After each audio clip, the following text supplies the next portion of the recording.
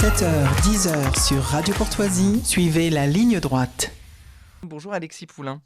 Bonjour. Vous êtes journaliste sur Sud Radio, cofondateur du site Le Monde Moderne. Alors, vous voulez évidemment revenir sur ce fameux discours de Prague où Emmanuel Macron a appelé à ne pas être lâche face à une Russie qu'il qualifie d'inarrêtable. Il explique qu'il nous faudra être à la hauteur et il assure avoir assumé ses propos controversés sur la possibilité d'envoyer des troupes en Ukraine. Donc c'est une bonne nouvelle, ça, Alexis Poulain ? Je ne sais pas si c'est une bonne ou une mauvaise nouvelle. C'est comme les discours d'Emmanuel Macron. En fait, personne n'arrive à le suivre. D'ailleurs, c'est à la une du Figaro aujourd'hui. Même dans la majorité, certains commencent à douter de la stratégie du chef de l'État ou même à ce « en même temps » qui est en train de finir dans un grand n'importe quoi, une incohérence qui est le signe du « en même temps » en réalité. Quand on parle de diplomatie internationale, de géopolitique, de guerre, on est peut-être un peu plus sérieux que lorsque le lundi, on va dire que finalement on invite les soulèvements de la Terre et que le vendredi, devant le tollé face à la FNSE, on dit que ce n'est pas nous qui avons invité les soulèvements de la Terre et qu'on est très fâchés.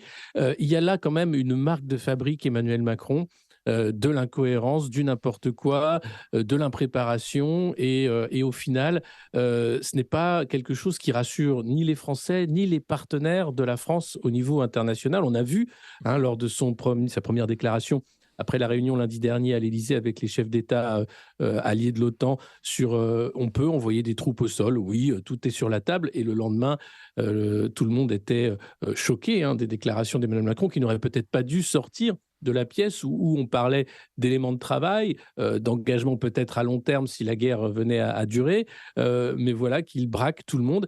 Et lui s'en félicite en disant qu'il s'agit de créer une ambiguïté stratégique. Mais l'ambiguïté stratégique, quand on joue avec une puissance nucléaire et une puissance militaire comme la Russie, c'est n'importe quoi. C'est extrêmement dangereux.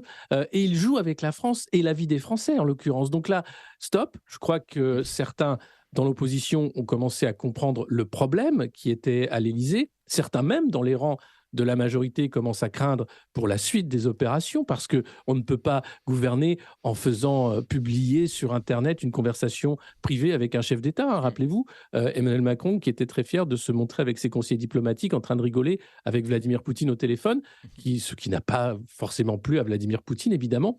Donc, un, problème de confidentialité des échanges avec les chefs d'État. Deux, problème de coordination avec les partenaires. Et trois, problème de stratégie. De quoi il est question là dans les discours d'Emmanuel Macron? Le lundi, on est en guerre, le mardi, on n'est pas en guerre, et puis le vendredi, on est en guerre. Oui. Mais on ne cherche pas l'escalade, c'est surtout ça qui est très important. Et on n'est pas en guerre contre le peuple russe et on ne cherche pas l'escalade, mais quand même, ce serait pas mal d'avoir des missiles longue portée qui pourraient aller frapper le territoire russe pour que ce soit égalité en nombre de morts civiles et en nombre de morts.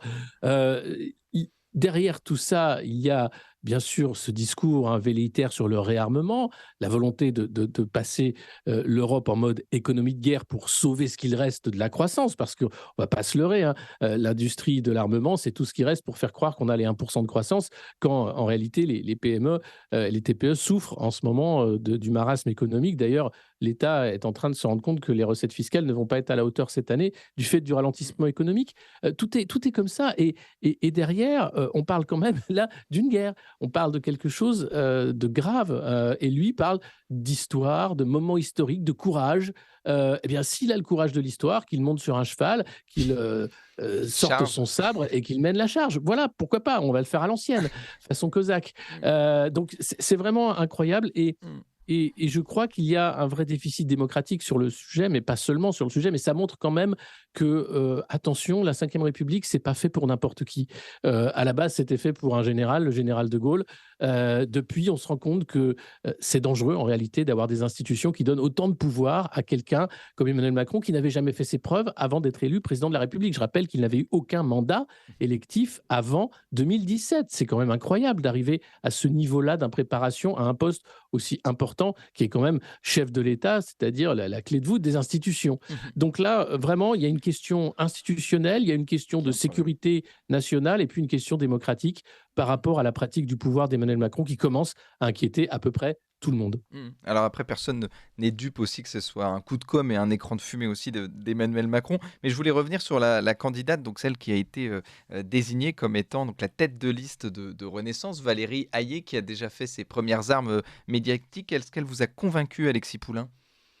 Oui, elle est très convaincante dans ce qui est l'épiphénomène macroniste, c'est-à-dire des personnages, des personnes qui politiquement ont louvoyé du centre-gauche au centre-droit en arrivant dans la Macronie au moment opportun, avec des discours qui sont simplement une mise en juxtaposition d'éléments de langage pour dire que l'Europe, c'est un projet formidable qui est grand et que le progrès, c'est en marche et que c'est grâce à Emmanuel Macron si aujourd'hui l'Europe est un projet de valeur en marche qui nous permet d'avoir beaucoup de progrès dans nos pays européens. Enfin, tout ça ne veut rien dire, hein, c'est un vide sidéral et on sent que cette candidate, Valérie Hayé, va essayer de faire jouer la fibre agricole, hein. Elle aime rappeler qu'elle est fille et petite-fille d'agriculteurs. Bon, à partir de 21 ans, elle était déjà apparatchik politique, hein, elle n'a pas vraiment travaillé à la ferme, Valérie Hayé, mais c'est pas grave, ça permet de créer une légende. Elle est un peu dyslexique aussi, elle a un peu de mal avec les mots, elle trébuche sur certains mots. On peut pas lui en vouloir, hein, l'exercice médiatique est difficile et elle est un peu novice, même si elle est députée européenne depuis quelque temps et dans la politique, je le dis, depuis ses 21 ans. Et derrière, on sent que cette candidate, est là pour essayer d'aller récupérer quelques électeurs de gauche qui pourraient encore voter pour Emmanuel Macron de gauche. Je parle du Parti socialiste, hein. Toutes ces sorties, en fait, sont des déclarations d'amour à Raphaël Glucksmann, le candidat du PS, en disant qu'il vote à 90% comme elle et qu'il devrait devenir à Renaissance et que Renaissance, c'est ce parti européen de centre-gauche. Ce n'est pas du tout le parti autoritaire d'Emmanuel Macron. Non, non, venez, l'Europe, c'est super, c'est génial, c'est bisounours, c'est cool. Tout le monde l'aura compris. Les élections européennes, c'est un désastre annoncé pour le parti d'Emmanuel Macron Oui. et Donc, le Rassemblement elle va national au qui devrait casse-pipe pour faire vous, des scores. Valérie Hayé, elle va au casse-pipe Oh, comme elle Nathalie sait très Loiseau il y a bien. 5 ans? À peu près pareil, mais vous avez, enfin, rendez-vous compte, ce parti dit majoritaire prend veste sur veste aux élections et vous aviez des poids lourds comme Richard Ferrand, l'ancien président de l'Assemblée nationale, qui n'a même pas été réélu, d'anciennes ministres, hein, on a oublié, mais Amélie de Montchalin, par exemple, n'avait même pas été réélue députée. Enfin, il y a vraiment une dichotomie entre la façon dont on présente la majorité présidentielle, qui est une majorité contrainte dans les médias, et les résultats dans les urnes qui montrent un désamour et une défiance croissante des Français vis-à-vis de la politique d'Emmanuel Macron et de son parti.